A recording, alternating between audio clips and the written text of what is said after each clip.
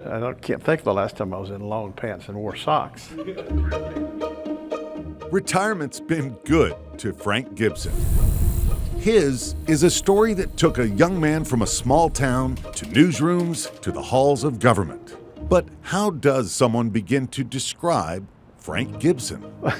It depends on which people. There's not going to be anything humorous in this thing, is there? Probably I shouldn't say he's like a big teddy bear, but he kind of is. Some people would probably call me a zealot. Eye for detail. Too much of a detailist. Certainly he was a man of integrity. Always answers the phone. He had a particular interest in open records. If you know Frank, you know he's persistent. In his heart of hearts, he believed deeply in open government. Let's go back. Frank's story starts in rural West Tennessee, where a football player on the Gleason High School team was writing about high school happenings for the local paper and phoning in game scores to the Commercial Appeal in Memphis. $2 a game. At 18, Frank began working at the Tennessean. He came on as what we called then a copy boy, which would now be called a clerk. Within months, he was promoted to weekend police reporter. This country boy enjoyed the adventures of riding around in a car listening to a police scanner. Had my first investigative project when I was 19. The editors down there liked bright people. They let anybody who wanted to get ahead and work hard, they worked them. Frank was drafted in 1966, but continued to build a journalism career with the Armed Forces Radio and Television Service. He later returned to the Tennessean. Most of my career in reporting was government, the courts, politics. If you were to draw a caricature of what a newspaper person looks like, it would be Frank Gibson. John Sigenthaler, who was the legendary publisher of the Tennessean, he is on record as saying that I was the best that he had ever seen at tracking paper trails. I was better than he had been, and he was pretty good at it. 1982, I had just been elected to the National Board of the Society of Professional Journalists. Back then, if you made a public records request and got denied, you could sue, but it would take 6 months to get a hearing. All journalists know that just doesn't work. You know, the story is for tomorrow's paper. I called SPJ leaders from across the state into Nashville. We came up with a bill. That bill got passed, forcing quicker court hearings whenever records were denied. 1987, the Police Chiefs Association decided to introduce a bill closing a bunch of police records, law enforcement records, like incident reports and things like that. And it looked like that it probably would pass because that association was very powerful in our legislature. I brought together the editors from the metro papers in the state, some high-profile TV folks from there in Nashville. We went to see the governor at the time, Ned McWhorter, made our case to him. Well, the bill never moved. Ron Fryer, in 1996, he was incoming president of the Tennessee Press Association. He asked me to be his FOI chair with special request that I raise the profile of open government issues. Ever had a chance to sit down and talk with Frank and listen to him, you'd know automatically he was the right person for the job. That was just a few years before Frank set out to create a major part of his legacy.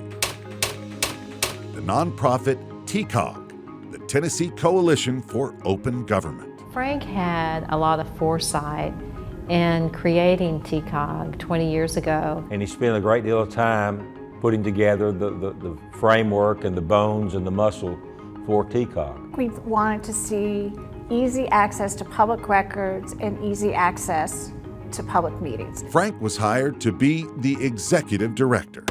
In 2004, we did an audit of all 95 counties in Tennessee. We sent 100 auditors into 4 different offices in each of those counties: Sheriff's Office, the Police Department, Planning Commission, School District Office, to ask for very basic public records. Those auditors were denied in 1 out of every 3 requests. They had talked to then Governor Bredesen about the fact that the results were not very good. I think it's really important to just the whole process of democratic government to have people have access to information through open records. But I can't tell you if you're sitting in the governor's chair, it's the first thing you think of every morning. And what really helps is when you have someone like Frank and like the organization, sort of on the outside who are doing things like this audit. In 2005, Frank retired from the Tennessean dedicating himself full-time to TCOG. I'm not going to comment on that. It was that same year an unexpected opportunity arose. It's roughly a 2-year investigation. FBI and TBI agents arrested several state legislators in a bribery sting dubbed Operation Tennessee Waltz. This your money? Frank rushed in a plan to improve the state's open government laws. It was about people taking money in envelopes, and that's illegal.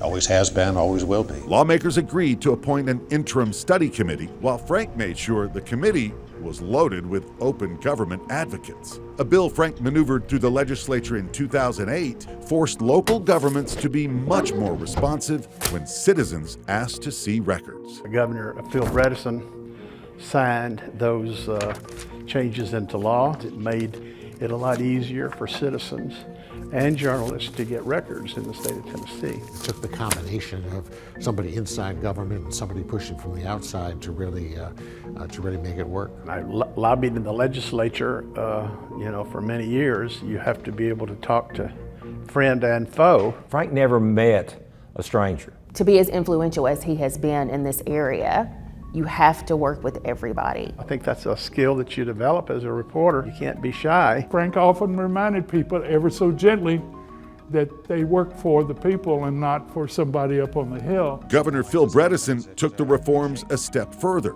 The Office of the Open Records Counsel was created, providing training for a new, tougher transparency law. The whole goal of the Office of Open Records Counsel was to create a resource not only for local governments, not only for media entities, but also just for citizens who needed to understand how to navigate the Open Meetings Act and the Public Records Act. With TCOG, Frank fielded more than 200 inquiries a year from journalists and citizens needing help, fought countless battles before the legislature, wrote dozens of columns and op-eds, and conducted formal and informal training sessions across the state. Frank was always there, always on point, always having ideas. Deborah Fisher, who's now the executive director of TCOG, has done a superb job at the legislature and has been a real pro at keeping TCOG going strong. Frank's credibility among public officials was evident as well when, in 2016, scandal again rocked the legislature. Representative Durham's conduct, as described in the report, does not reflect the conservative values that the citizens of the 65th District should expect and deserve. When I faced one of my most difficult times as Speaker of the State House, which was a sexual harassment case, I realized that we needed to reform and rewrite our sexual harassment policy. And so I tried to put together a committee that was not just made up of legislators, that would not have been wise, but to rather reach out to the public as a whole. And Frank came to mind because I don't know anyone that would have been fairer. Frank played an integral role in the reshaping of our policy. Frank retired as TPA's public policy director in 2017.